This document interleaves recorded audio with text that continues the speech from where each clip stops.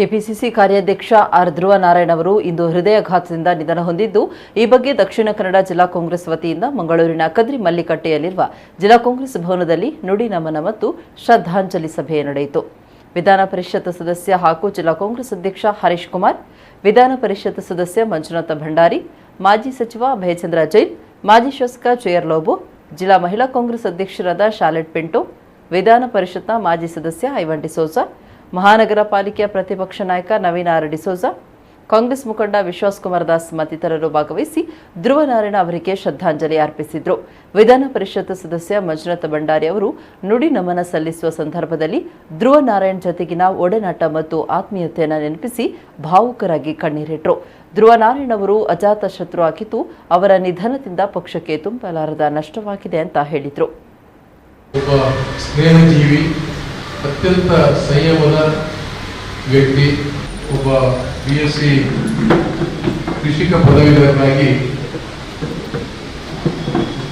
ಸರ್ಕಾರಿ ನೌಕರನಾಗಿ ಸೇವೆಗೆ ಸೇರಿ ತದನಂತರ ಸರ್ಕಾರಿ ಕೆಲಸವನ್ನು ಬಿಟ್ಟು 83ರಲ್ಲಿ ರಾಜಕಾರಣಕ್ಕೆ ಬಂದು NSUಯಿಂದ ರಾಜಕಾರಣವನ್ನು ಪ್ರಾರಂಭ ಮಾಡಿದರು.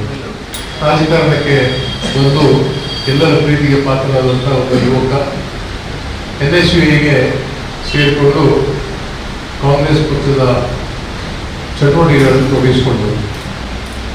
ಒಬ್ಬ ವ್ಯಕ್ತಿ ಎಷ್ಟು ವರ್ಷ ಜನಸೇವೆ ಮಾಡ್ತಾನೆ, ಎಷ್ಟು ವರ್ಷ ರಾಜಕೀಯದಲ್ಲಿ ಸೇವೆ ಇದ್ದಾರೆ, ಎಷ್ಟು ವರ್ಷ ಸರ್ಕಾರಿ ಸೇವೆ ಮಾಡ್ತಾರೆ, ಎಷ್ಟು ವರ್ಷ ಬಾಳ್ತಾರೆ ಅನ್ನೋದು ಮುಖ್ಯ ಅಲ್ಲ.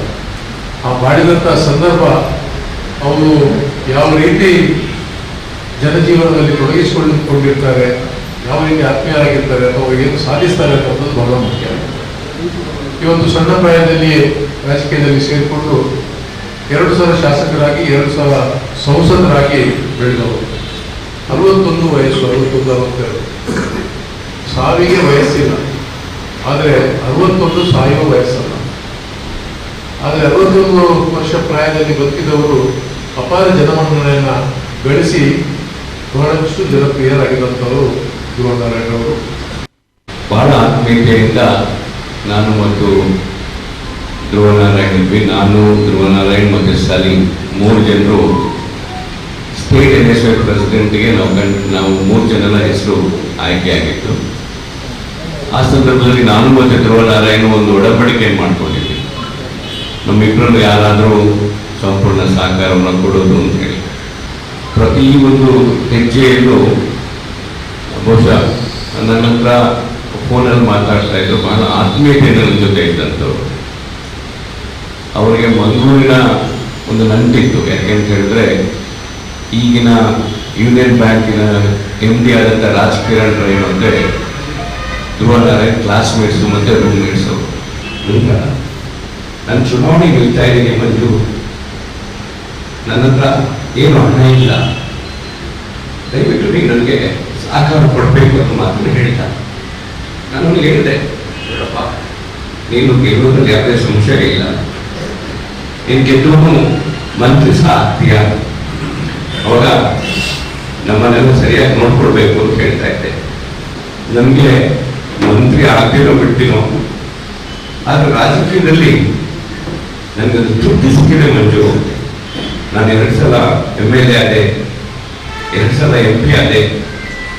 ಬಹುಶಃ ನನ್ನಷ್ಟು ರಾಜಕೀಯದಲ್ಲಿ ನಮ್ಮ ಜೊತೆ ನಾವೆಲ್ಲ ಒಡನಾಟಿಯಲ್ಲಿ ನನ್ನಷ್ಟು ರಾಜಕೀಯದಲ್ಲಿ ಆಶ್ರಯ ಪಡೆದವರು ಯಾರೂ ಇರ್ಲಿಕ್ಕಿಲ್ಲ. ನನ್ನ ಬಿಟ್ಟರೆ ಸಲೀಂ ಅಹಮ್ಮದ್. ಆದರೆ ನನಗೊಂದು ಸಂತೋಷ ಏನಂತ ಹೇಳಿದ್ರೆ, ಕೊನೆಗೂ ಒಂದು MLC ಸಿಗ್ತಾರ ಅಂತೇಳಿ ಅವನು ಬಹಳ ವ್ಯಕ್ತಪಡಿಸ್ತಾ ಇದ್ದ.